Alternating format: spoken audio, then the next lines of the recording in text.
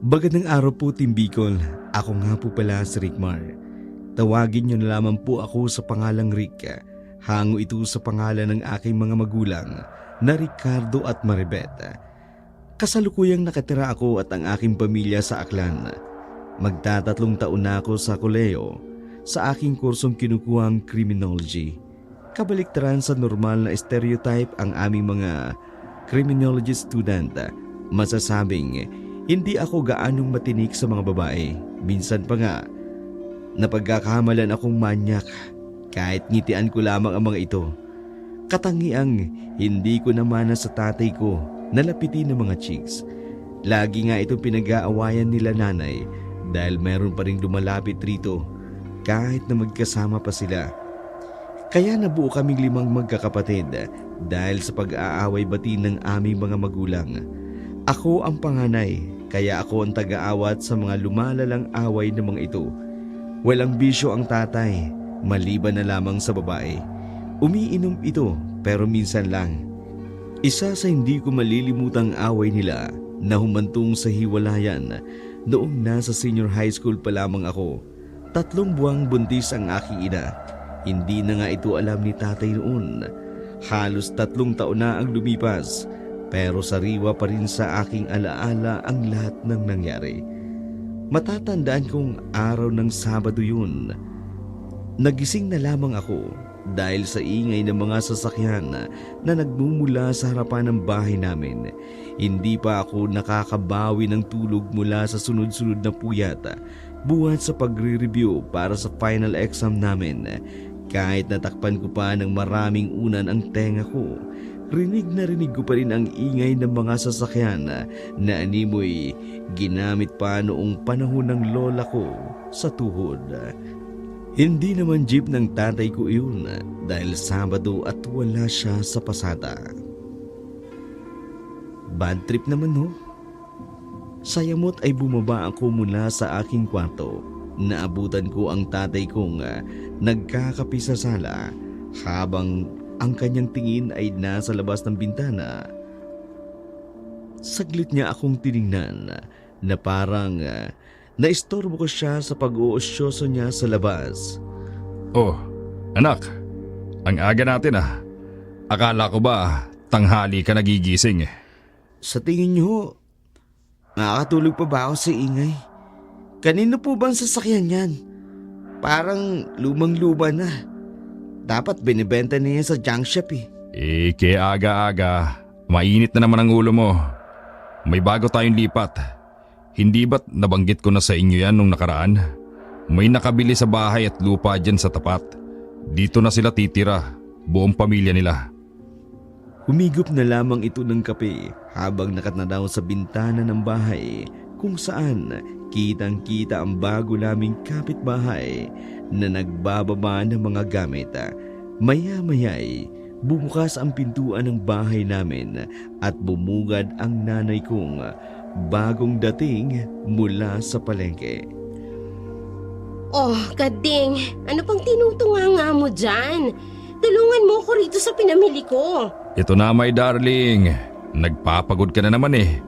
Ako na lang sanang namalengke. Naku, Kading, magtigil-tigil ka dyan ha. Para ano? Para magkita na naman kayo ni Chona na tindera ng isda sa palengke. Ayan ka na naman eh. Tamang hinala.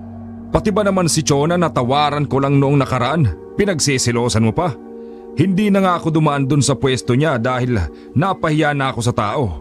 Bungangaan mo ba naman? Abay, totoo naman kasi. Akala mo ba hindi ko napapansin yung tinginan yung dalawa? Para kayong uod na inasinan? Isipin mo na ang gusto mong isipin. Walang namamagitan sa amin ni Chona. Awat naman po muna kayo sa pagbabangayan nyo. Ang aga-aga eh. Dagdag pa kayo sa ingin ng sasakyan. Tumahimik naman agad sila. Dumiretso si nanay sa kusina para maganda ng pananghalian namin. Lumabas na lamang ako ng bahay para tingnan mabuti ang bago naming kapitbahay. Hindi ako tsismoso. Curious lang ako. Matagal nang abandonado ang nasabing bahay na nilipatan nila. Luma na ito at may mataas na damo na sa paligid at ang dingding halos ginagapangan na ng halaman. Isa itong bungalow na may pinturang kupas. Marahil puti ang kulay ng pader nito noon na ngayon ay malapit ng maging dilaw dahil sa kalumaan. Hindi ko na naabutan ang may-ari ng bahay. Ang sabi ni nanay, 1 taong gulang pa lamang ako nang mamatay ang may-ari at ang mga anak naman nito may sarili-sarili ng pamilya na nakatira na sa ibang bansa. Napadpad ang tingin ko sa gawin ng isang babae. Maputi ito, kaya agaw pansin. Ngumiti siya sa akin at kumaway. Wala akong nagawa, kundi kumaway na lang din pabalik. Mababa lang kasi ang bakod ng bahay namin, kaya nakita agad nito kung sino ang dumaraan. Welcome po sa bahay namin! Takbo na lamang ang isinagot niya sa akin. Bumalik ito sa ginagawa niyang pagbababa ng mga gamit mula sa truck. Isa itong lumang modelo ng crosswind na parang hindi na naaalagaan. May lumabas na matandang lalaki mula sa sasakyan para bang mukhang nasa 50 taong gulang na. Matapos mapatahimik ang ingay na nagpagising sa akin, lumapit ito sa kinaroroonan ko na may ngiti sa mga labi. Magandang araw sa iyo, Iyo. Nandyan ba ang mga magulang mo? Pasensya ka na sa ingay ha. Hindi pa kasi naayos ang makina ng sasakyan ko. Naistorbo ko ba ang tulog ninyo? Oho, pero medyo lang naman po. Nahihiyang napakamot ito sa kanyang ulo na halos sakupin na ng uban ang ilang itim na buhok nito. Ay ganoon ba? Ay pasensya ka na talaga. Siya nga pala. Ako si Eduardo. Manong Ed o Tatay Ed na lang ang itawag mo sa akin. Anak ko naman ang kasama kong lumipat eh. Yang maputi si Mary. Parang kaidaran mo nga lang siya eh. Ako nga po pala si Rickmar. Rick na lang po. Mukhang dami niyo pong dalang gamit ha. Eh oo nga eh. Ang karamihan dyan ay gamit ko. Nangungulekta kasi ako ng mga antik. Pwede ko po bang makita yung mga koleksyon ninyo? Abay oo naman. Sasabihan na lang kita kung maayos na ang mga gamit namin ha. O siya, dito na muna ako ha. Marami pa kasi akong lilinisin. Sige ho, pasok na ako sa loob. O sige, nice meeting you, Rick. Pagkapasok ko ng bahay, naabutan ko ang kapatid kong lalaki na kusot-kusot pa ang mga mata habang pababa ng hagdan. Mukhang bagong gising pa lamang ito. Pambihira ang lalim ng tulog. Hindi man lang siya nagising sa ingay. Good morning kuya! Saan ka ba galing? Diyan lang sa labas, Card. May bago tayong kapitbahay. May titira po ba sa bahay na yan? Sabi nila bahay daw ng multo yan eh. Sino naman may sabi sa'yo niyan? Huwag kang magpapaniwala dyan. Hindi totoo yun. Hindi totoo ang multo. Ang mga kalaro ko po, tapos sila tita. Nako, paniwala ka naman dyan sa tita mo. Alam mo namang may sakit sa utak yan. Tayo naman. Huwag niyo naman pinagsasalita ng ganyan si tita. Lalo na sa harap ni Richard. Hindi mabuting halimbawa yan sa kanya.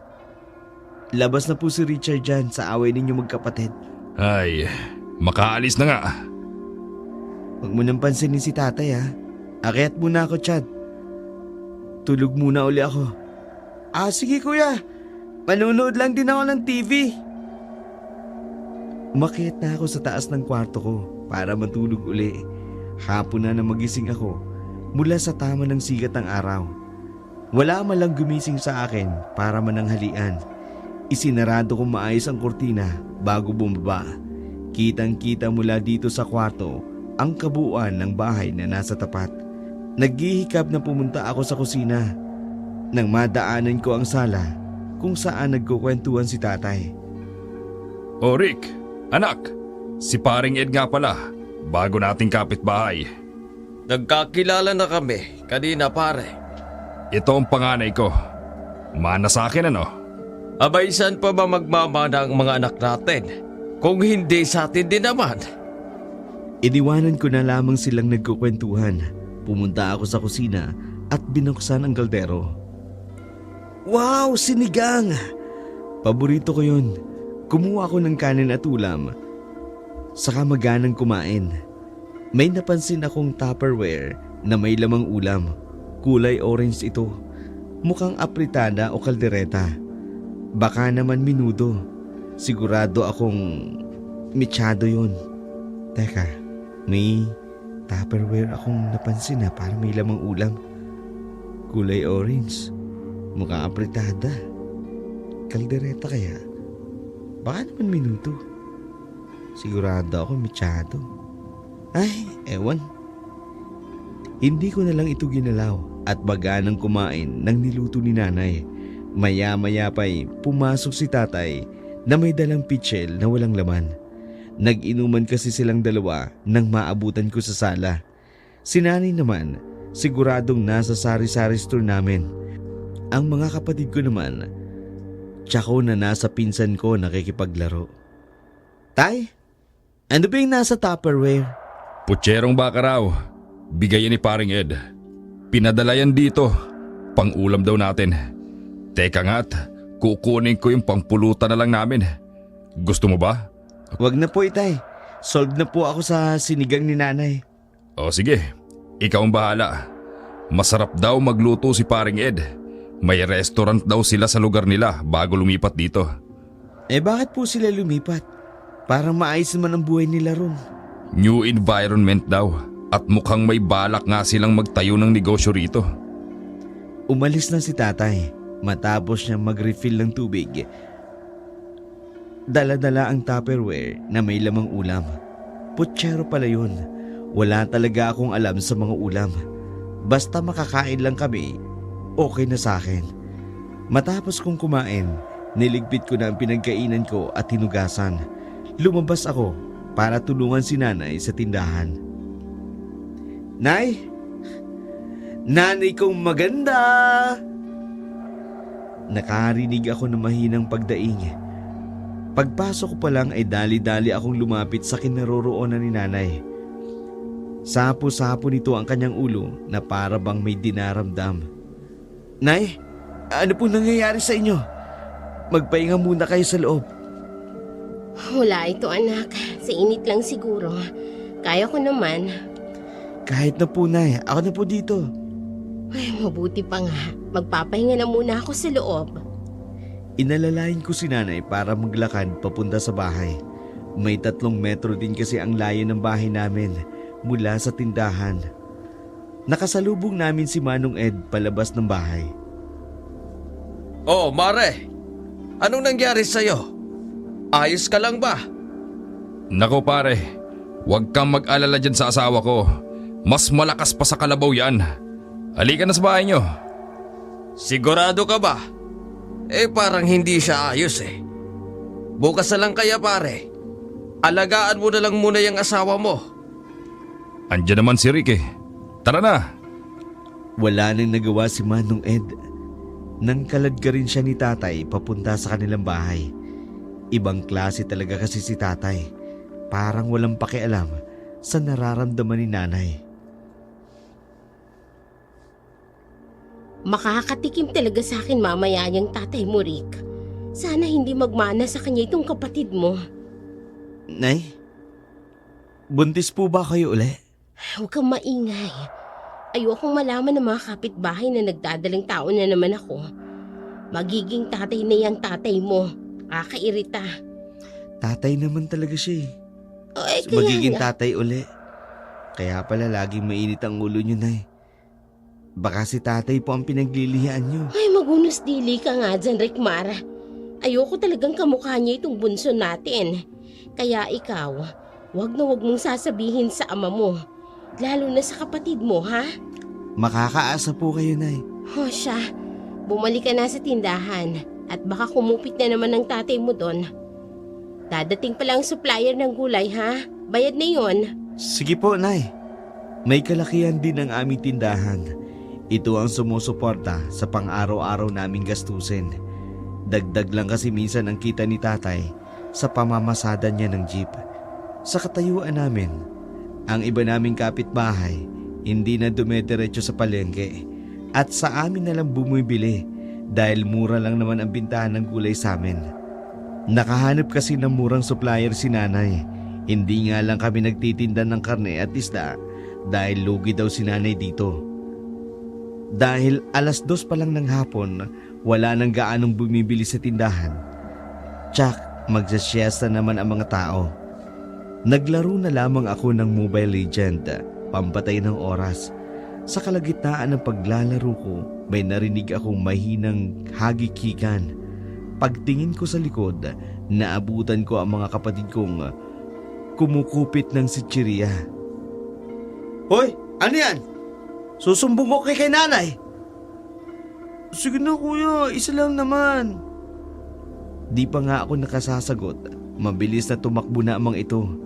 Hindi ko napansin, malapit na pala kaming matalo ng nilalaro ko. Dumagdag pang may bumibili.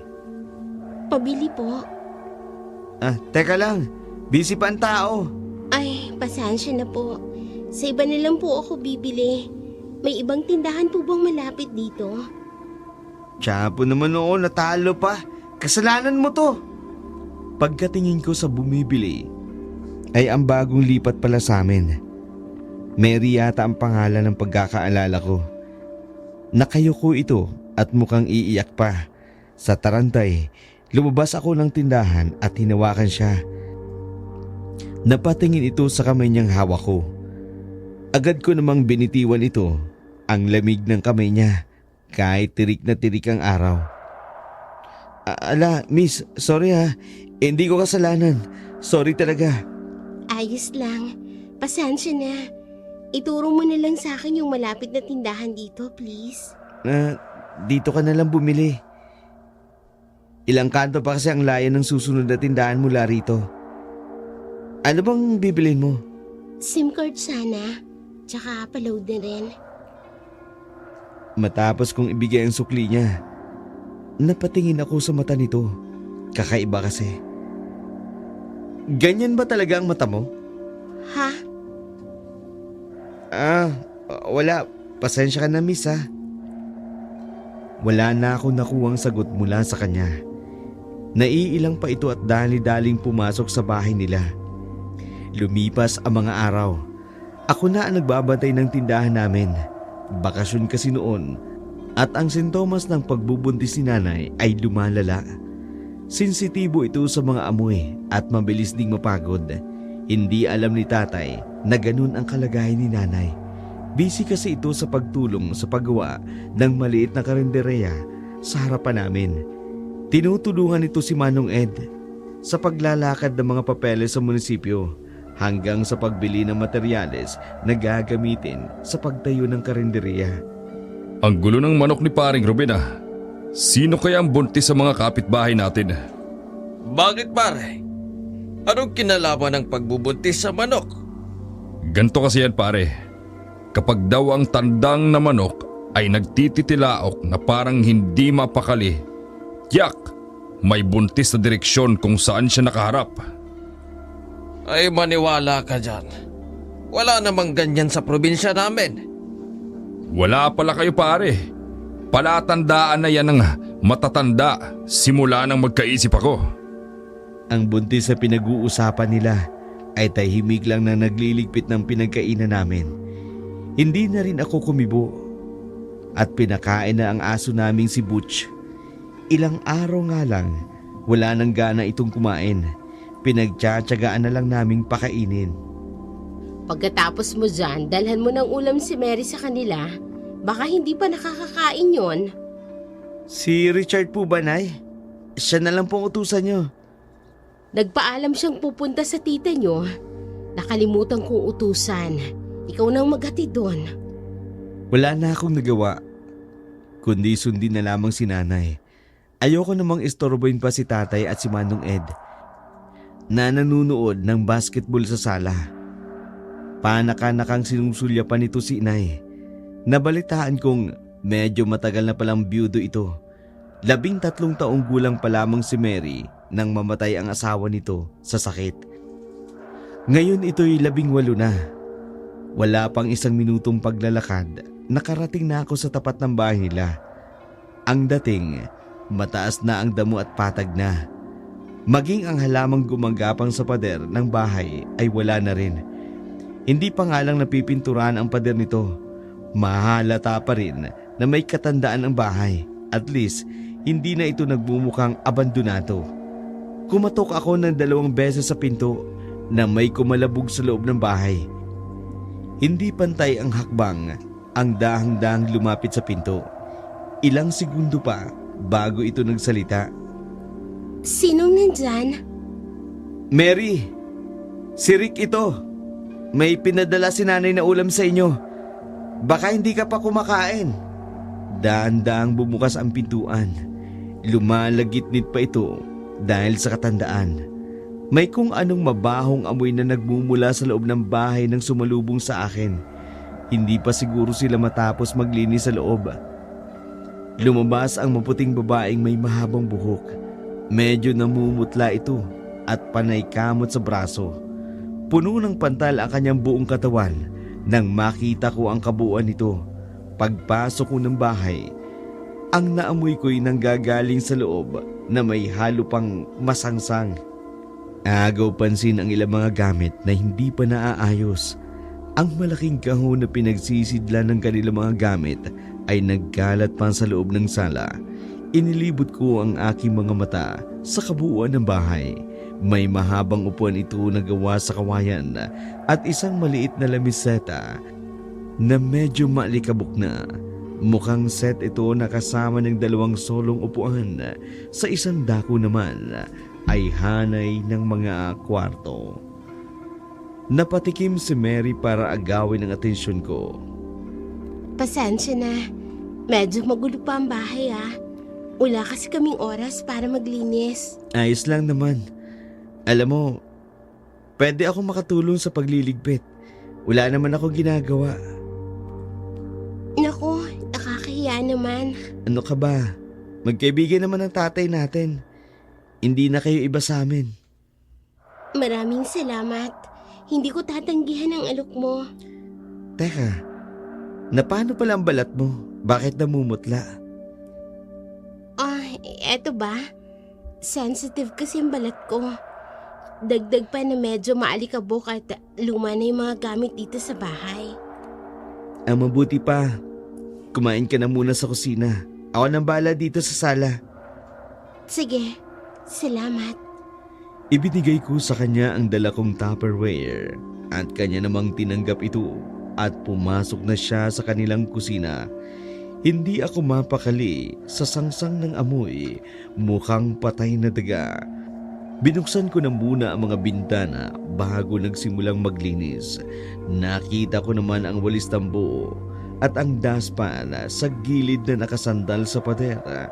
Nang akmang kukunin ko na ito, natisod ako sa medyo malambot na bagay. Patay na pusa. Ang liig nito ay halos matanggal na sa kanyang ulo. Luha pa ang dila nito. Parang may nakalabang kung anong mas malaking hayop. Nagtayuan ang mga balahibo ko sa batok. Baka totoo nga ang sinasabi ng kapatid ko na bahay ito ng mga multo. Hindi ako gaanong naniniwala sa multo, pero kung ito ay dadatnan ko at magpapatawag talaga ako ng pari o albularyo, may panginginig ang boses kong tinawag si Mary. Mary! Mary, nandiyan ka ba? Walang sumasagot. Hindi ba niya nakita ang pusa na ito? O kahit naamoy man lang ang umaalingaw-ngaw na amoy na patay na hayop. Naghanap na lamang ako ng plastic na pwedeng paglagyan ng patay na pusa. Inilibing ko na lamang ito matapos maglinis. Tiniis ko na lamang ang amoy at isinilid ang patay na hayop. Sinimulan kong iligpit ang mga nagkalat na karton. Itinabi ko ang mga ito sa gilid at nagsimulang maglinis. Pati na ang mga agiw ay nasama ko na rin. Sa kalagitnaan ng paglilinis ko, nagtayuan ang mga balahibo ko sa katawan. May kung anong dumaang malamig. Nagulat ako nang makita ko si Mary. Nakaupo sa mahabang upuan habang titig na titig sa akin. Kanina ka pa ba dyan? Oo, hindi mo ba ako napansin? Tinatawag kita pero mukhang nasa malayo ang isip mo. Wala ka bang naamoy na kakaiba? Kakaiba? Wala naman. Baka ang mga koleksyon ni Papa ang naamoy mo. Luma na talaga kasi yung mga yan.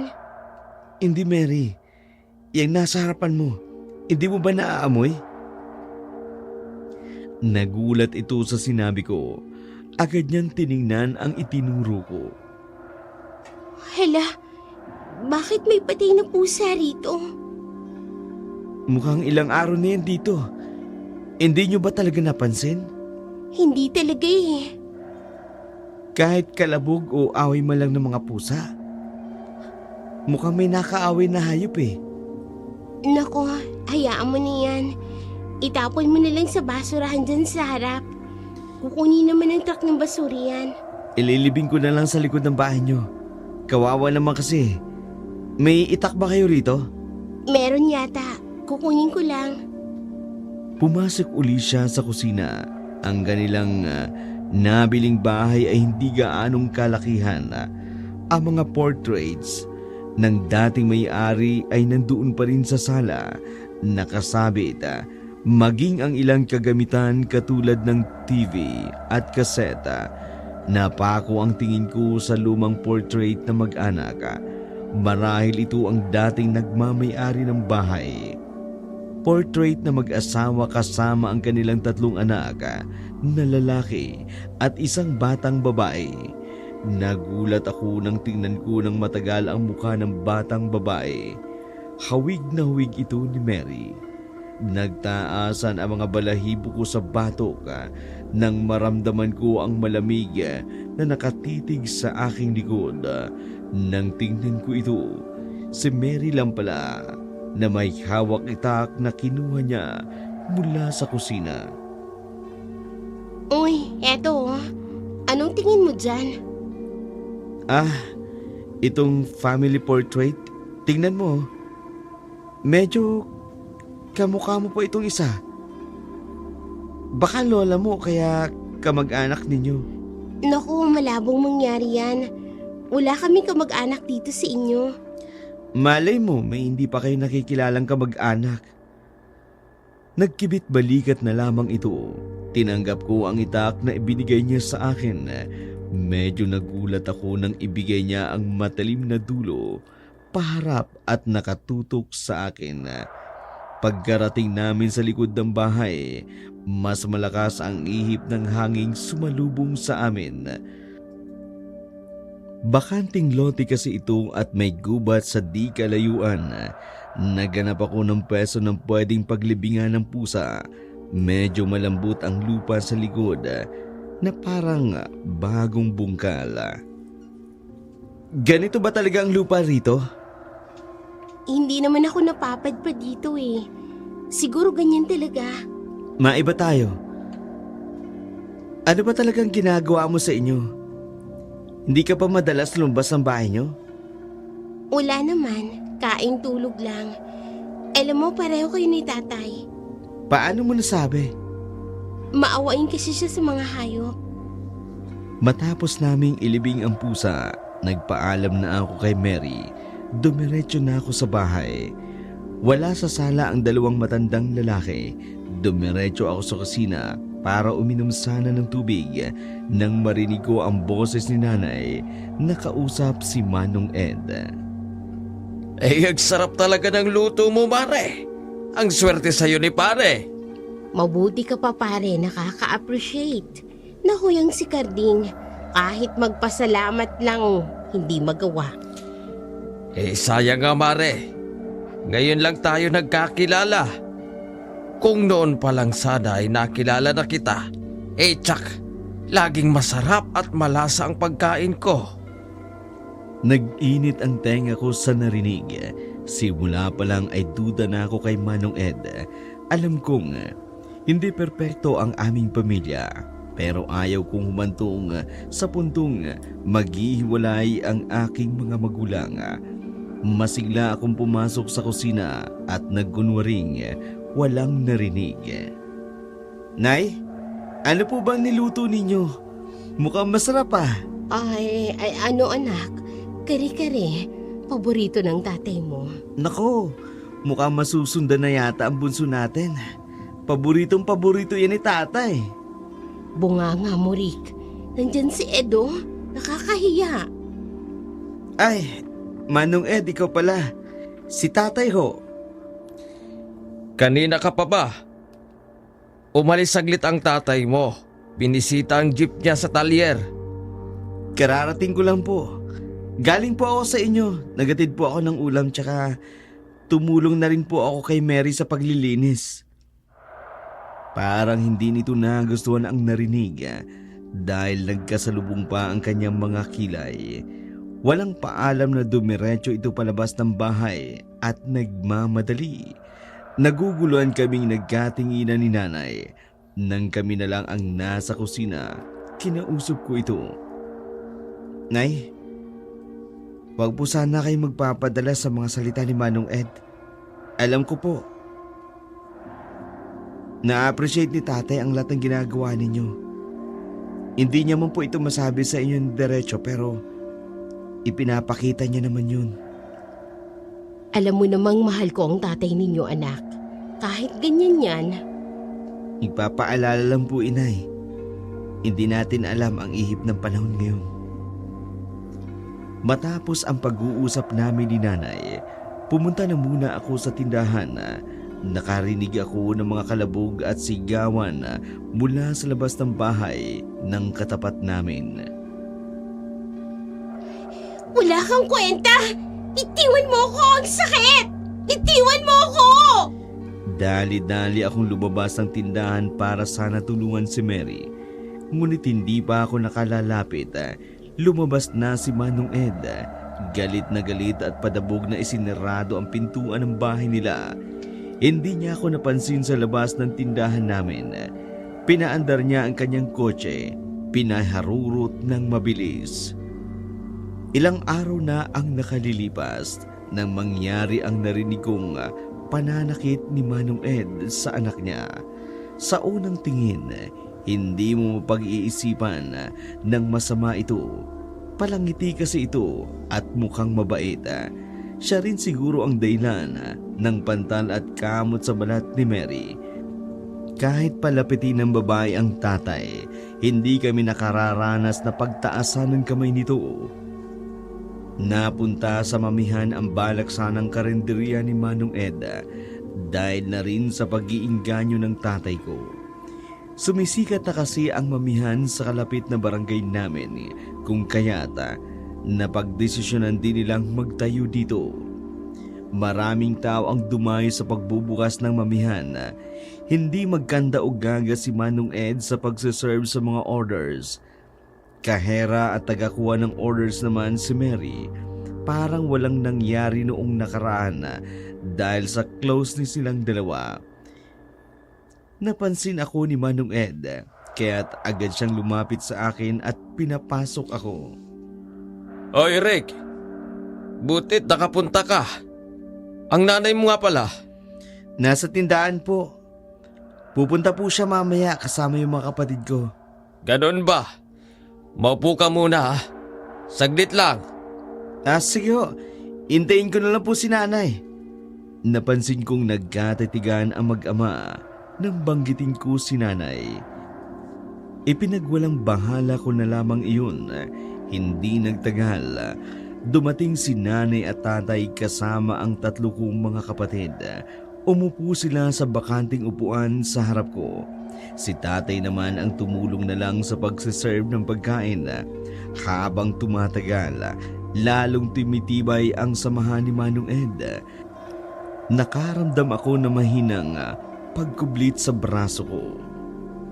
Kuya, nakasalubong pala namin yung kaibigan mo. May liga daw sa kabilang barangay. Susunod ka na lang daw po kung gusto mo sumali. Lagot, nakalimutan ko. Nay, aalis muna ako. Saan ka naman pupunta? Kakain na oh. I-take out nyo na lang po. Mamaya ko na lang po kakainin yan pag uwi ko. May liga po kasi sa kabilang barangay. O sige na, ako nang bahalang magsabi sa tatay mo. Mag-iingat ka. Sige po, inay. Salamat po. Love you. Dumating ako sa basketball court na hindi pa nagsisimula ang laro. Agad kong nilapitan ang teammates ko at nakipag-fist bump. Oy pare, pasensya na, nahuli ako. Duman kasi ako sa mamihan sa harap namin. Kabubukas lang kasi. Ayos lang pre. Nakita nga namin kanina maraming tao. Kung manalo tayo, libre ko na kayo ng mami. Ano, G? Aba, G na G. Nanalo nga ang team namin laban sa may-ari ng home court. Dahil na rin sa pagod, hindi na kami dumayo pa sa mamihan na katapat ng bahay namin. Pinili na lang namin na kumain malapit sa kainan kung saan kami naglaro. Gabi na makauwi ako ng bahay. Nadatnan kong nagkakagulo ang mga tao sa loob. Suka ng suka ang bunso kong kapatid at namimilipit sa sakit ng tiyan. Oh, anong nangyari kay bunso? Hindi ko nga alam.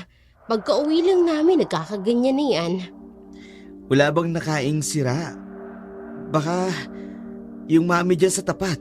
Hindi ko nga alam. Lahat naman kami kumain kanina. Itong si Bunso lang ang nagsusuka. Halina kayo. Nakahiram ako ng sasakyan kay paring Ed. Dalhin na natin sa ospital. Dali-dali kaming sumakay ng sasakyan. Si nanay ang nasa likuran kasama ang iba pa kong kapatid. Samantala, nasa harapan naman ako. Halos mamutla na si bunso namin nang lingunin ko. Nang isara ko ang pinto ng sasakyan, may nahuwakan ako sa handle na basa at medyo malapot. Dugo! Napansin ko ang kakaibang amoy ng sasakyan. Malansa! Bago kami makaalis, nagpaalam muna si tatay kay Manong Ed. May kung anong puwersa ang humilas sa akin para tingnan ang bahay namin. Ang aso naming si Bus na nasa harapan ng gate, titig na titig ito sa amin na para bang may nagawa kaming kasalanan. Nakarinig kami na malakas sa pagduwal kung kaya't pinaandar na ni tatay ang sasakyan. Tiningnan ko uli ang pwesto kung saan naroon si Boots. Wala na ito roon. Namamalikmata lang ba ako? Alam kong nakatali si Boots sa likod ng bahay malapit sa kusina. Nakawala ba ito? Pagkarating namin ng ospital, ay agad na chinek up ang aming bunso. Nang lumabas ang test result, pinakonfine ito ng doktor. Nauna na akong umuwi ng bahay kasama ang dalawa kong kapatid. Sila tatay ay naiwan sa ospital. Hinatid niya muna kami, tsaka binalikan si nanay. Hindi ako nakatulog ng gabing yun. Pabaling-baling ako sa kama. Ang liwanag ng buwan ay tumatama sa ilang bahagi ng kwarto ko. Hindi ko nga pala ito nasarado. Tinangay ng malamig na hangin ang kurtina ang aking bintana. Tumayo ako para sana isarado ito nang makita ko ang isang malaking asong biglang tumawid ng kalsada mula sa bahay namin papunta sa bahay ni Manong Ed. Sinundan ko ito ng tingin. Hindi ito pamilyar sa akin. Malakas itong umalulong at sinundan pa ng iba pang aso ng mga kapitbahay namin. Biglang umalulong din ang asong nasa likod ng bahay namin. Isinarado kong mabuti ang bintana ng kwarto ko.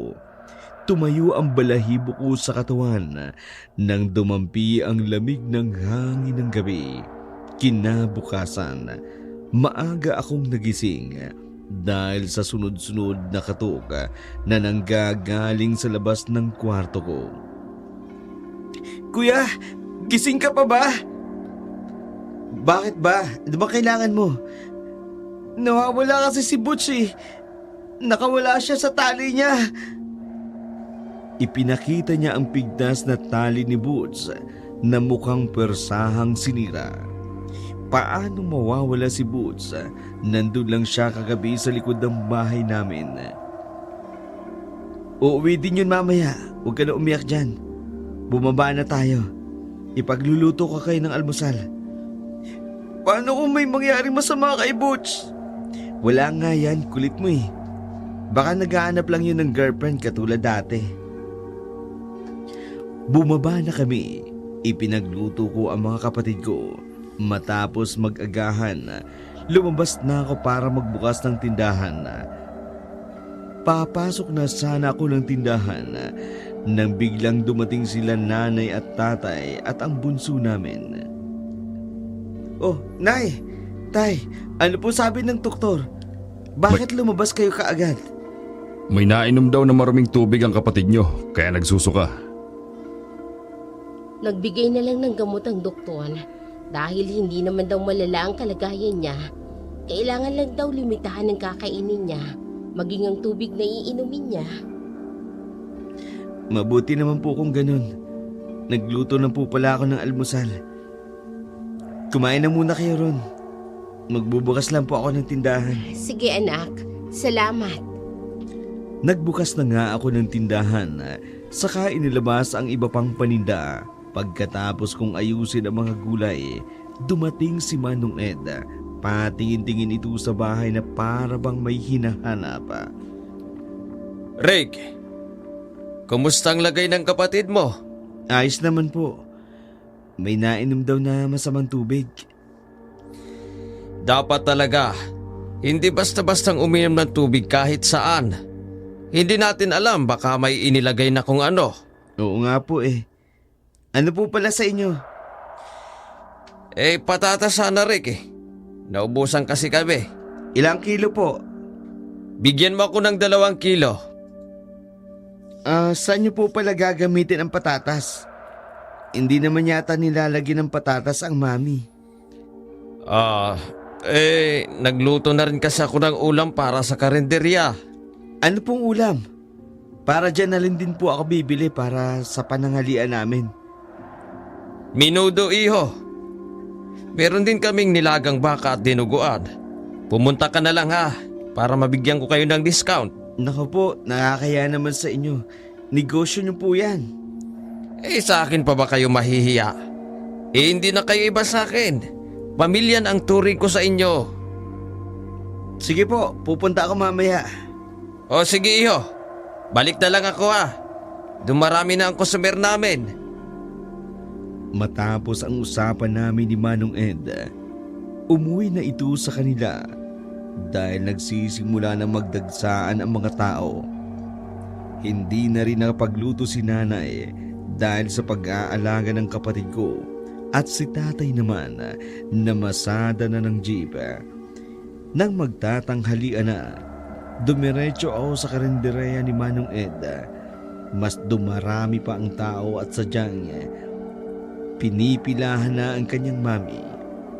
Hindi ko pa kasi ito natitikman, kaya curious lang din ako sa lasa.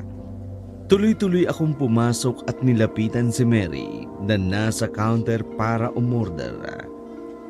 Kamot ng kamot ito sa kanyang braso. Kapansin-pansin ito. Dahil naka-jacket siya kahit mainit ang panahon, alam ko na agad ang dahilan. Baka sinasaktan naman siya ni Manong Ed. Mary, 4 na order nga ng minudo sa akin. Yun na ba ang order mo? Oo.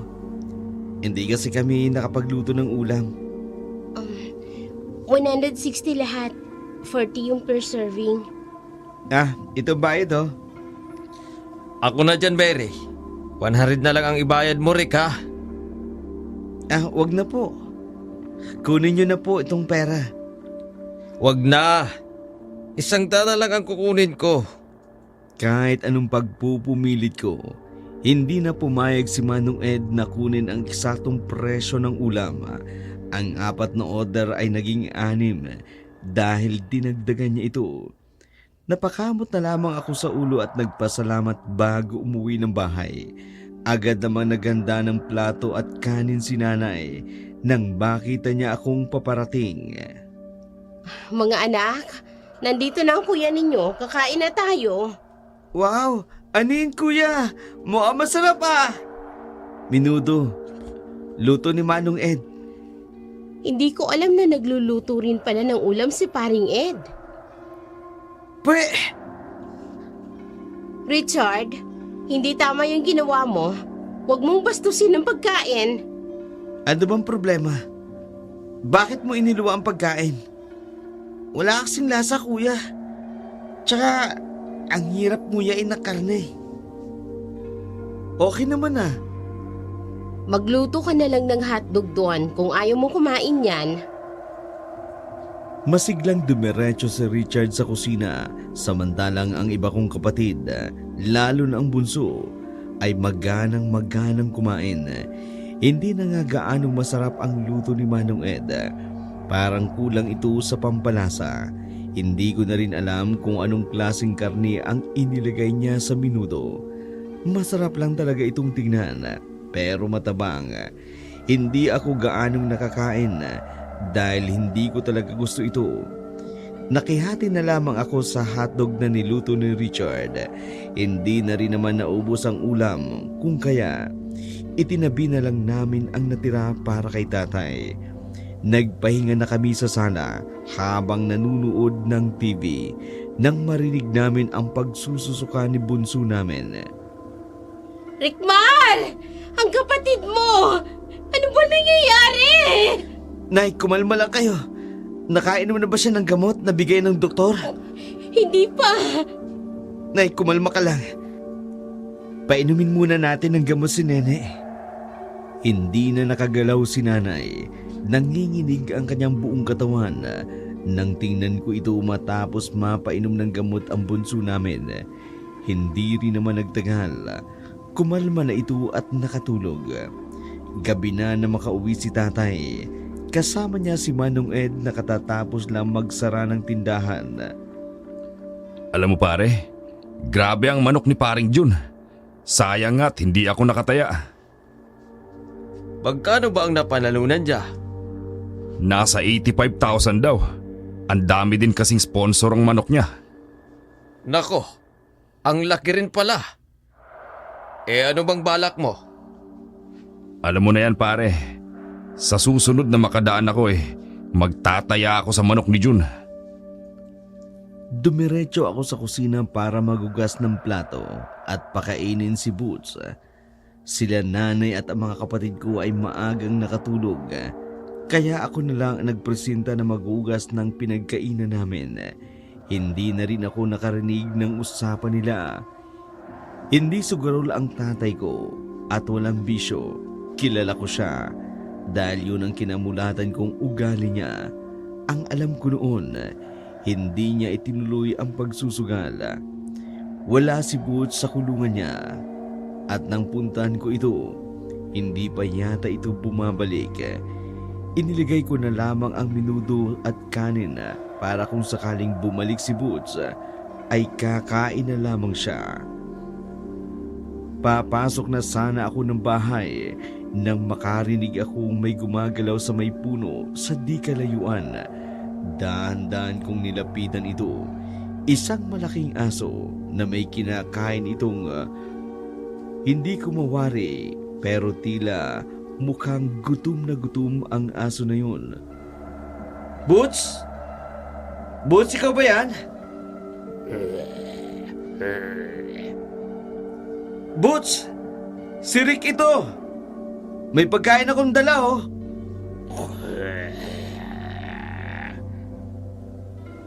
Nang matitigan ko itong mabuti, halos hindi ako makagalaw. Pulang-pula ang mata nito at ang kanyang pangil ay humaba at tumalim. Isang maling galaw ko lamang, tsak handa ako nitong lapain. Boots! Umalulong ito ng malakas at tumakbo sa dilim. Dali-dali akong tumakbo papasok ng bahay habang sapo-sapo ang dibdib. Magkakasakit pa yata ako sa puso dahil kay Boots. Naabutan kong nagiinuman sa kusina sila tatay at Manong Ed. Oh anak, paano ka? Parang nakakita ka ng multo. Ayos ka lang ba, Rick? Bakit pawis na pawis ka? Tay, nakita ko si Boots. Pulang-pula ang mata. Nakoy! Guni-guni mo lang yon. Tay, alam kong ang nakita ko siya.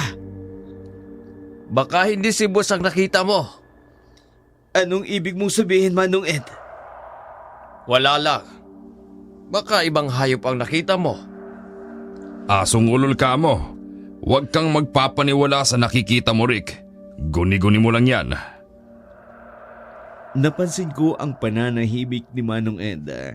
Nakatingin siya sa dako kung saan naruroon ang aso. Habang tinutungga ang bote ng beer, animoy nakikita niya ito mula sa kanyang kinauupuan. Si tatay naman, hindi pansin ang pananahimik ni Manong Ed. Ganadong-ganadong nagkukwento pa ito tungkol sa araw niya. 2 linggo na ang nakalilipas nang makita ko ang malaking aso sa likod ng bahay namin. 2 linggo na ring hindi umuwi si Butch. Maraming nangyari sa 2 linggo na yun. Itinuloy ni tatay ang balak nitong pagtataya sa sabong. Laging mainit ang ulo nito kada uwi sa bahay, kung kaya't lagi silang nag-aaway ni nanay. Ang bunso namin ay hindi gaano pang magaling. Sumasakit pa rin ang tiyan nito at nagsusuka paminsan-minsan.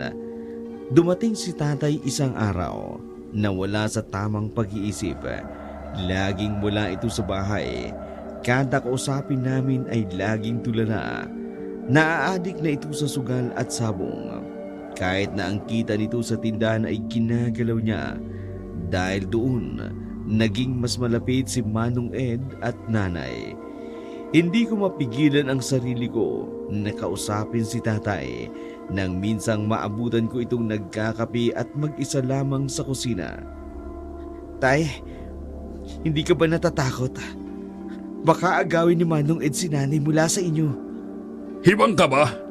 Hindi magagawa sa akin ni paring Ed yan. Hindi mo ba sila nakikita, tay? Manahimik ka, Rickmar. Totoo naman, tay. Puro kasabong, sugal, o baka mamaya may babae ka na. Wala ka ng oras sa amin. Sa kauna-una ang pagkakataon, pinagbuhatan ako ng kamay ni tatay. Natulala ako sa nangyari. Kahit kailan, hindi ko ma-imagine na mangyayari sa akin iyon. Dinuro ako ni tatay matapos niya akong sampalin. Huwag kang bastos, Rickmar. Anak lang kita. Wala kang karapatang pagsabihin ako. Pagbalibag ay isinarado nito ang pintuan ng bahay. Saka pinaandar ang kanyang jeep. Hindi pa rin ako nakakaalis sa pwesto ko nang pumasok si nanay. Galing ito sa tindahan at may pag-aalalang tiningnan ako. Anak, anong nangyari? Bakit namumula yung pisngi mo? Wala ito, nay. Kasagutan lang kami ni tatay. Wala talagang hiyayang tatay mo. Kahit na ikaw hindi pinapalampas. Nay, sinasaktan ka ni tatay? Nagalit lang ng gusto ang tatay mo. Nang bungangaan ko. Saktong natalo pa ang manok niya. Huwag mo nang isipin yon. 1 beses lang naman nangyari yon. Hindi pwede yun, nay. Buntis kayo. Baka mapano pa ang kapatid ko. Ayos naman kami, di ba? Halika rito. Lalagyan natin ng yelo yung pisngi mo. Baka maging pasapa yan. Namula nga ang pisngi ko kung saan ako sinampal ni tatay. Hindi ito umuwi sa amin kinagabihan. Dumiretso ito sa bahay nila Manong Ed. Kitang-kita ko mula sa aking kwarto. Masaya silang nagiinuman sa labas ng karinderiya. Parang hindi man lang ito nakokonsensya sa ginawa niya sa amin ni nanay. Habang titig na titig ako sa kung saan naruroon si tatay, biglang may dumaang malaking aso sa gilid ng karinderiya. Hindi nila ito napansin. Katakatakang tumingin muna ito sa kaliwa at sa kanan bago tumakbong pumunta sa bahay namin. Sinundan ko ito ng tingin at nawala ito ng bigla sa dilim. Hindi na rin ako makatulog kung kaya't sinundan ko ito. Dali-dali akong bumaba ng hagdan, dumaan sa kusina. Malakas na ihip ng hangin ang sumalubong sa akin. Pero hindi ito naging hadlang para hindi ko mapansin ang kaluskus na nanggagaling sa eksaktong lugar kung saan ko nakita ang mabangis na hayop. May mahabang pangil at pulang-pula ang mga mata. Nanlilisik pa ito. Nang makalapit na ako sa mismong puno, may naaninag akong tao. Hindi ako maaaring magkamali. Si Manong Ed yun. Hawak niya ang dugo ang aso. Agad akong nagtago sa likod ng mga halaman. Nang lumingon-lingon ito, nakasilip ako mula sa aking pinagtataguan. Nagtama ang aming mga mata na parabang kitang-kita niya ako kahit pa may mga halaman nakaharang. Sino ang nandyan? Magpakita ka! Huwag mo akong susubukan! Isa! Dalawa! Nakahinga ako ng maluwag nang may lumuksong itim na pusa. Kaninong pusa ito? Bakit nasa likod ng bahay ni Manong Ed? Na kanina lang, kainuman pa ito ng tatay ko. Huwag mo akong tatakutin ng ganon. Paano na lang kung nagulat ako at napatay kita?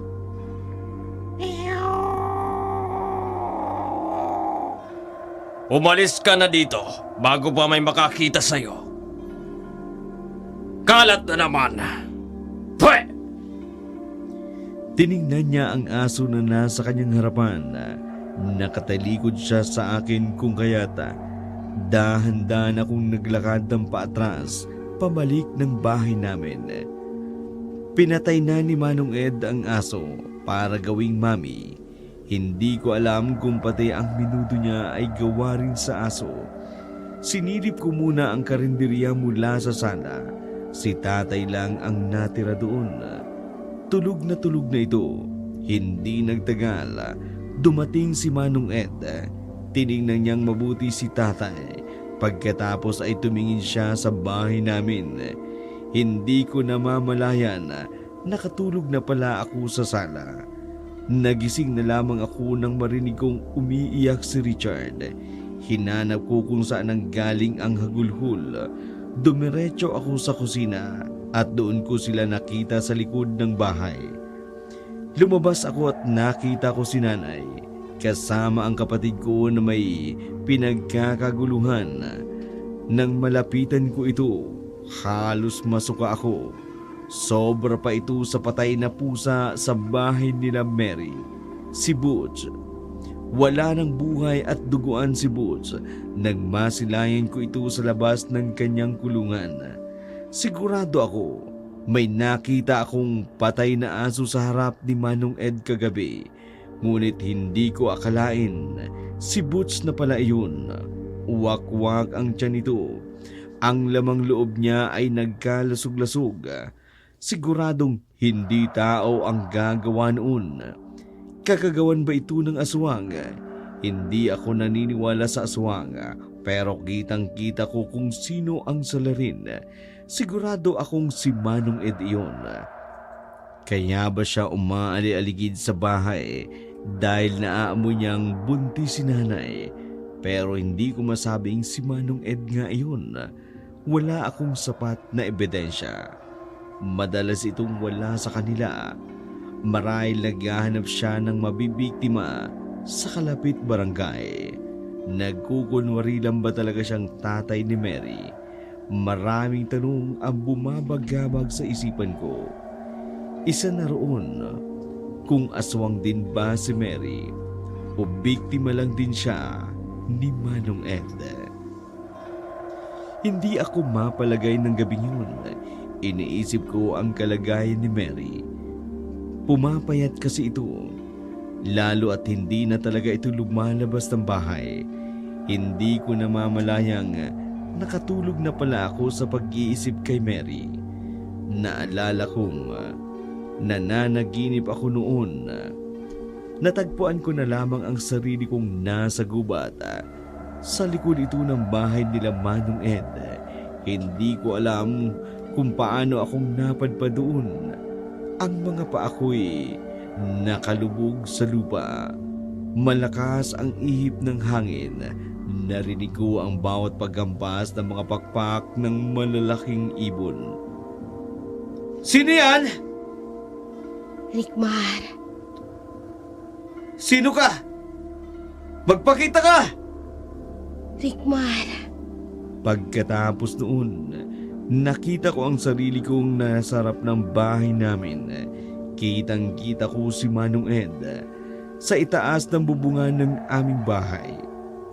Mahaba ang kanyang dila na sa tingin ko'y mas hahaba pa ang kanyang dila na kayang sumayad hanggang sa lupa. Matalim at nanlilisik ang tingin nito. Tinawag ko siya sa panaginip kong iyon. Manong Ed! Ano ginagawa mo dyan? Rickmar! Rickmar, anak! Nagising ako sa panaginip nang yugyugin ako ng kapatid kong si Richard. Kuya, kanina ka pa tinatawag ni nanay. Pabalik-balik yung wakwak dito. Ha? Wakwak? Ala, teka, nay. Pupungas-pungas akong bumaba ng hagdan. Nakalimutan kong nasa itaas na pala ako nakatulog. Si nanay naman. Buhat noong hindi pa umuwi si tatay. Pumasok akong nakatiwangwang ang kwarto ng aming bunso. Nandoon si nanay at ang wakwak ay lumilipad. Paikot-ikot lang sa aming bahay.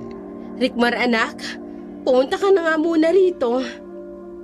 Bakit po? Sumasakit ang tiyan ko.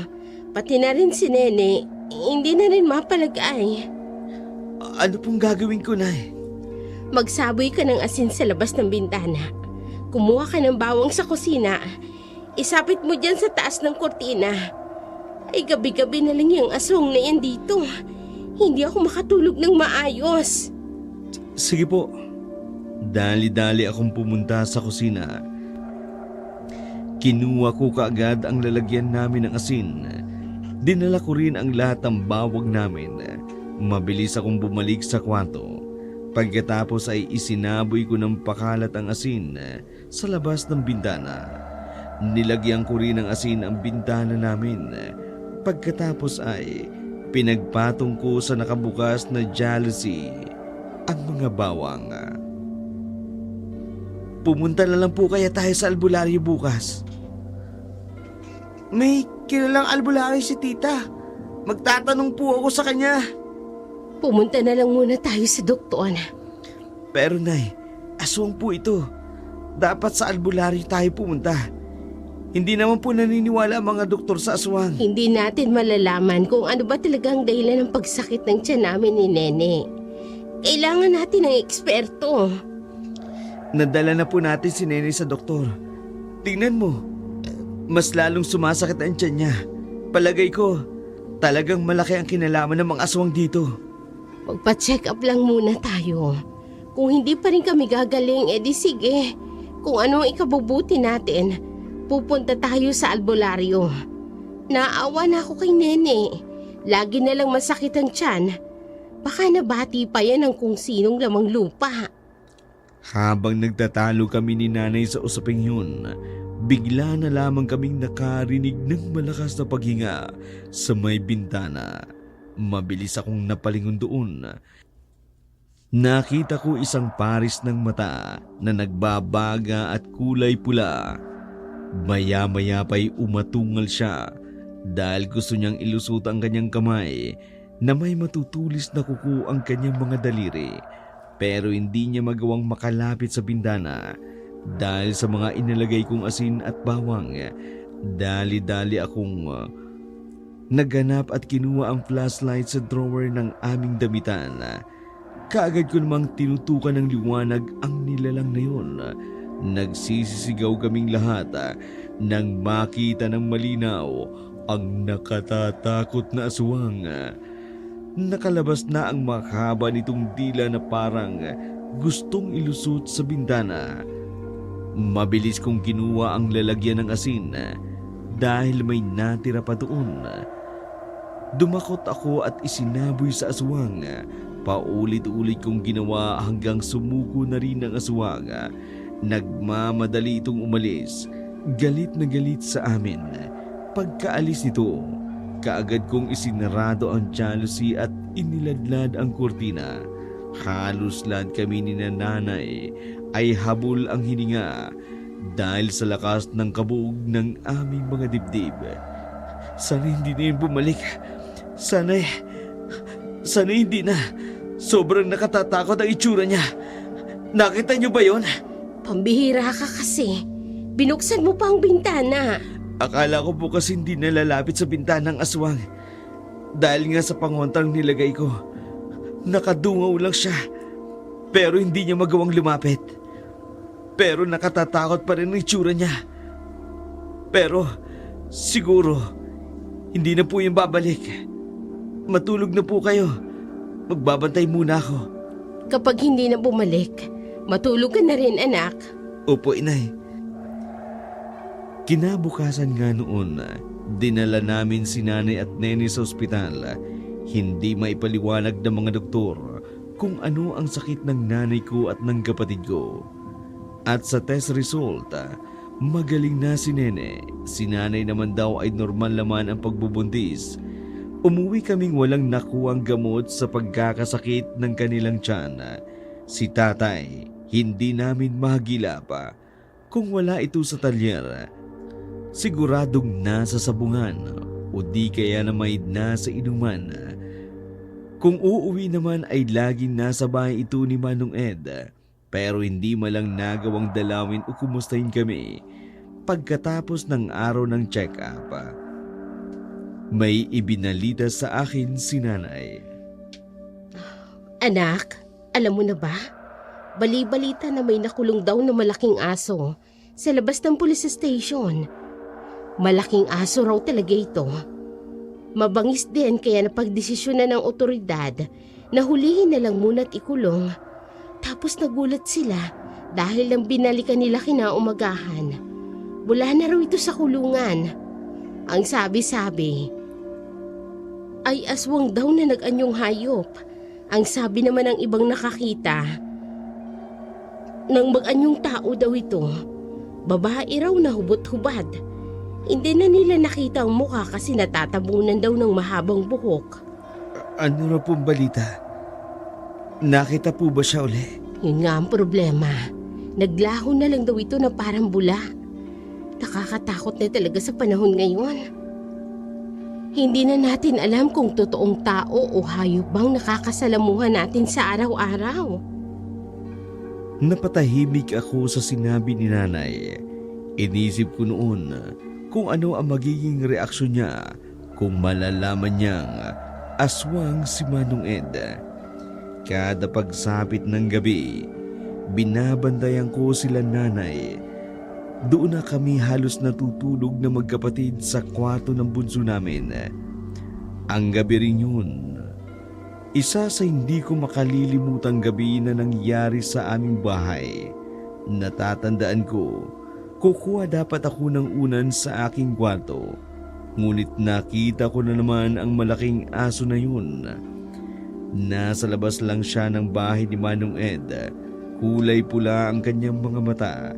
Mahaba ang kanyang pangil at mas malaki sa karaniwang aso ang kanyang katawan. Itim ang kulay ng balahibo nito. Patingin-tingin pa ito sa kaliwa at kanan bago nag-anyong aso. Hindi ako maaaring magkamali dahil alam kong si Mary ang nakita ko sa labas ng bintana. Kamot-kamot niya ang kanyang braso bago pumasok ng silid ng kanilang bahay. Dahil sa gulat at takot, agad akong tumakbo papunta sa kwarto kung saan naruroon sila nanay.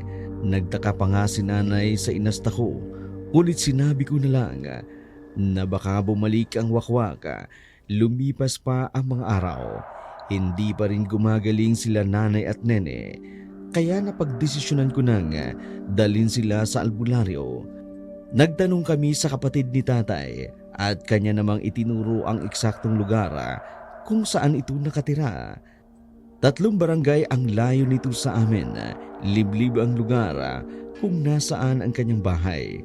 Malayo ito sa mga tao.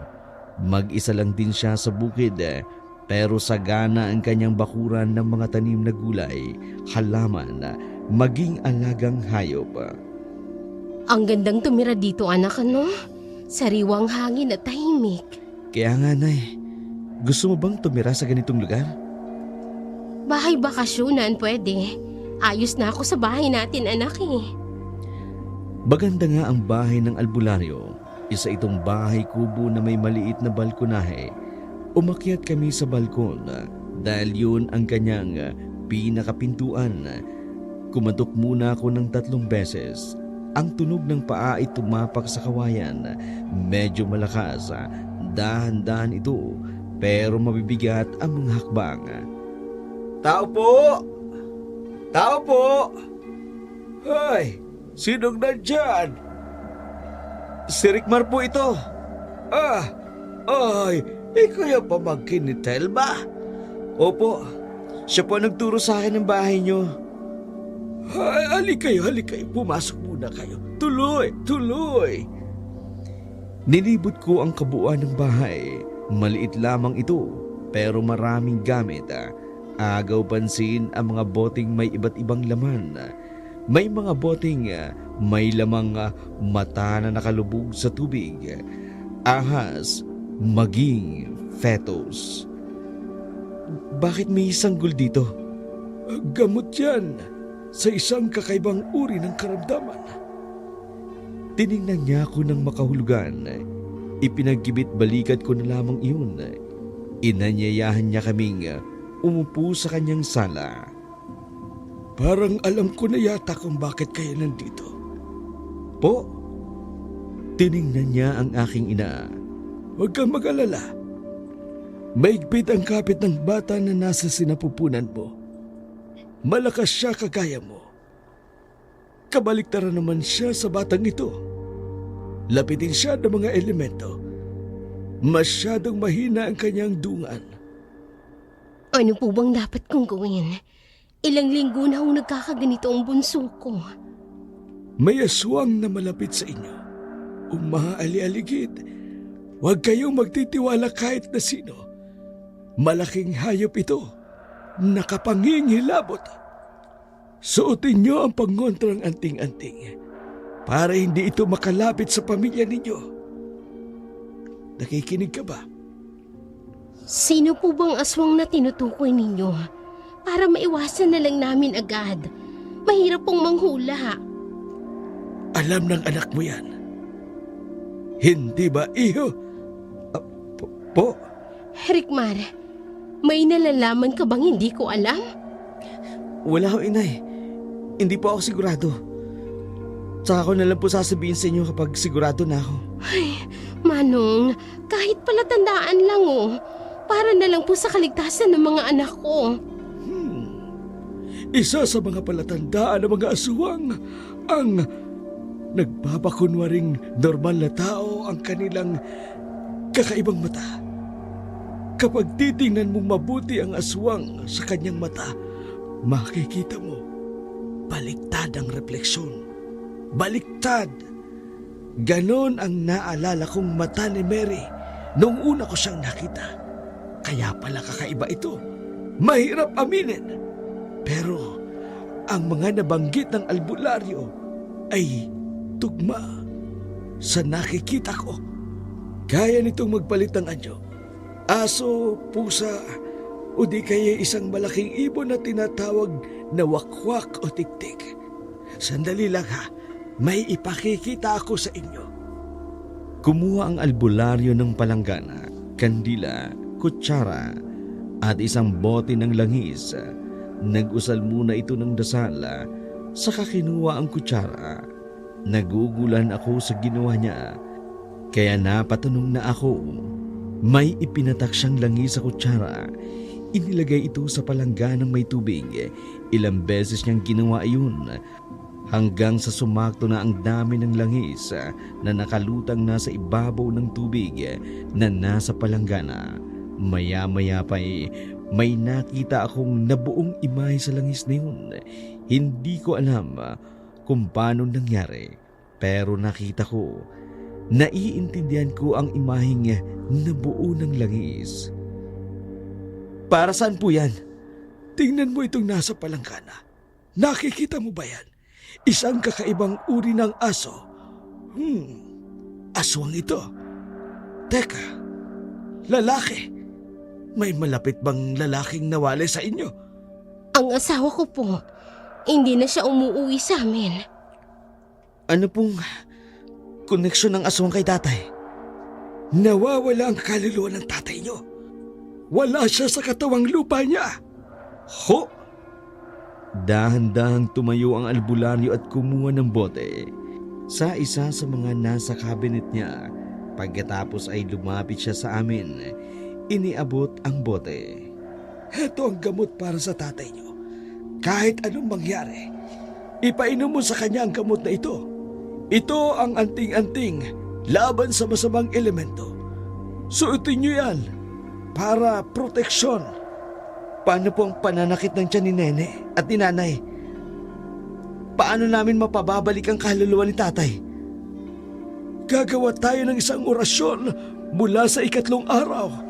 Napupunta kayo rito. Pansamantala, may ibibigay ako sa inyong isang halaman. Kapag nasa bahay niyo na ito, hindi na makakalapit ang mga aswang. Ayaw nila ng amoy na ito. Isinama niya kami papunta sa labas ng kanyang bahay. Ang karamihan pala sa mga halamang naroon, gamot at pangontra sa mga aswang. Ibinigay niya sa amin ang tinatawag na giloy. Isabit daw namin sa bintana ng aming kwarto at sa pintuan ng bahay. Binigyan niya rin kami ng pwedeng itanim. Bago kami makaalis, nagtanong muna si nanay kung magkano ang singil ng albularyo sa amin. Tumanggi itong magpabayad at kami na lang daw ang bahala sa ibibigay namin. Tulong o donasyon lang daw ang nais niya. Nang gabi rin yun, hindi na ako makatiis. Kaya pumunta na ako sa bahay nila Manong Ed para kumustahin si tatay. Bago pa ako makakatok sa kanilang pintuan, nakita ko nang nakabukas ang kanilang bintana. May kinaing karne at may sariwang dugo pa si Mary. Tinitingnan lamang siya ni Manong Ed, samantalang si tatay naman ay nakatalikod mula sa akin. Kaya hindi ko makita kung si tatay nga ba talaga ang kinakain nila. Napaatras ako sa kaba. Hindi ko namamalayan na sa kaatras ko pala may sangana ng kahoy doon. Natapakan ko ito, kaya nagsani ito ng ingay. Napatakbo ako bago pa ako mahuli ni Manong Ed. Dumating sa 3 araw. Magmula noong pumunta kami sa bahay ng albularyo, pumunta ito sa bahay namin. Tiningnan niya ng matagal ang bahay nila Manong Ed. Wala itong sinasabi, pero naalala kong matagal-tagal na ang kanyang pananahimik. Mukhang malalim ang kanyang iniisip. Ayos lang po ba kayo, Tang? Hindi ko maalala. Pero sa palagay ko, nakapunta na ako sa bahay na yan. Wala nang taong nakatira dyan. Meron ho. Si Eduardo at yung anak niya, mahigit 2 buwan na ho silang nakatira dyan. Nako, walang taong nakatira dyan. Tama nga yata ang kutob ko. Hindi tao ang nakatira sa bahay na yun dahil aswang silang pareho. Parang tsinempo ng albularyo ng araw na yun. Wala si Manong Ed sa kanilang bahay. Malayang nagsaboy ito ng kung ano-ano. Nag-alay siya ng manok at dugo nito. Ikinalat sa labas ng bahay. Proteksyon daw iyon, sabi ng albularyo. Pagkatapos ng ritual ng albularyo, hinanap ko si tatay sa talyera. Nasa loob siya ng kanyang jeep. Tulala at halos hindi ko makausap. Tay! Tay, si Rickmar po ito. Tay! Dahil wala akong nakuhang sagot mula sa kanya, Inilabas ko ang boteng ibinigay ng albularyo. Pinili kong ipainom sa kanya ito. Pagkatapos ng ilang segundo ay parang nagising ito sa malalim na pagkakatulog. Rickmar, anak, anong ginagawa mo rito? Pasensya na kung napagbuhatan kita ng kamay kagabi ha. Tay, Alam kong nagulat kayo sa ginawa ko. Pasensya na anak. Babawi ako sa inyo ng nanay mo at mga kapatid mo. Tay, 3 linggo na akong nakalilipas nang saktan niyo ako. Anong pinagsasasabi mo? May pinainom pong gamot sa inyo si Manong Ed. Aswang po sila ni Mary. Matagal ka na pong hindi umuwi sa bahay. Hindi magandang biro yan, Rickmar. Hindi ganon si Eduardo. Ikwinento ko sa kanya ang nangyari. Magmula nung sinaktan niya kami ni nanay hanggang sa ritual ng albularyo. Galit na galit si tatay nang malaman niya yun. Kinuha niya ang kung anumang nakita niya sa paligid para sugurin si Manong Ed. Dala-dala niya noon ang screwdriver. Eduardo! Eduardo, lumabas ka dyan! Hayop ka, Eduardo! Lumabas ka! Harapin mo ako! Bumukas ang pintuan at tumambad si Mary na nangangayayat na at puro pasa ang katawan. Ano po yun? Nasaan ang walang hiya mong tatay? Hindi ko rin po alam. Mamaya po siya makakauwi. Nang aswang na naman kayo sa ibang barangay, no? Po? Huwag ka nang magbaang-maangan pa. Alam ko na ang sikreto nyo. Mga aswang kayo! Hindi po totoo ang sinasabi ninyo. Husto ka na, iya! Sinabi na ni Rickmar sa akin ang lahat. Pabalibag na binuksan ng maluwang ni tatay ang pintuan ng bahay nila Mary. Dire-diretso siyang pumasok. Nag-inspeksyon sa loob ng bahay. Umalis na po kayo rito. Pakiusap po. Bakit? Dahil ayaw niyong malaman ng ibang tao na aswang kayo? Ha? Mga aswang! Mga peste! Pati pamilya ko dinamay niyo! Tay! Tay, tama na ho. Wala ho dito si Manong Ed. Nakikita niyo naman si Mary, di ba? Baka biktima din siya ni Manong Ed. May mga pasa siya. Hindi totoo yan. Mahal ako ng tatay ko. Tinakpan ni Mary ang kanyang braso na puno ng mga pasa. Biglang tumaas ang kanyang mga buhok. Kami naman ni tatay ay napaatras hanggang sa makarating kami sa pintuan ng kusina. Napatakip kami sa ilong dahil sa masangsang na amoy. Bumukas muli ang pintuan ng bahay. Sabay-sabay kaming napatingin doon. Nakita namin si Manong Ed. May dala siyang 2 malalaking plastic na may laman. Mary! Anak! Ito ng hapunan mo. Oh, bakit nandiyan ka sa... Walang hiya ka, Eduardo! Pare! Huwag mo kong mapare-pare! Traitor ka! Ano ang nagawa ko sa'yo, pare? Ikaw ang dahilan kung bakit kami nagkasira ng pamilya ko! Aswang ka! Teka lang, Karding! Oo! Aswang ako! Aswang kami! Pero hindi ako ang dahilan kung bakit ka nalulong sa sugal at alak! Sinungaling ka! May pinainom ka sa akin! Kasama ng aswang mong anak! Kaya ako na-addict sa sugal! May pinainom lang ako sa'yo para tumigil ka sa pananakit sa asawa at anak mo! Paano mo nagagawa yon? Lalo na't buntis ba ang asawa mo? Ano? Buntis? Tay, totoong buntis si nanay. Bakit walang nagsabi sa akin? Ayaw po sabihin ni nanay, tay. Aalma na sana si tatay nang unahan siya ni Manong Ed. Inilapag dito ang dala niyang supot at isinarado ang kanilang pinto. Pasensya na kayo, pare. Gusto lang talaga naming magbagong buhay. Kasi yun ang pangako namin sa asawa ko bago siya mawala. Normal na tao lang ako bago ko nakilala ang asawa ko. Minahal ko siya. Kahit ano pa man siya. Nagsama kami at nagkaanak. Bilang normal na tao at isang aswang, Nagkaproblema ang anak namin. Kailangan niyang kumain ng lamang loob ng hayop. Kaso hindi yun sapat. Bumili kami minsan ng lamang loob ng tao sa morgue. Nakamamatay lang. Bakit po kayo dikit ng dikit kay nanay? Gayong mahal mo palang asawa nyo. Bilang isang ama, gusto ko lang gumaling ang anak ko mula sa sakit niya. Ang sabi sa akin, sanggol na hindi pa napapanganak ang dapat na kainin ni Mary. Naamoy ko na agad na buntis ang nanay mo noong unang dating pa lang namin dito. Noong una, plinano kong kunin si Nene. Ako ang dahilan ng pagkasakit ng tiyan niya.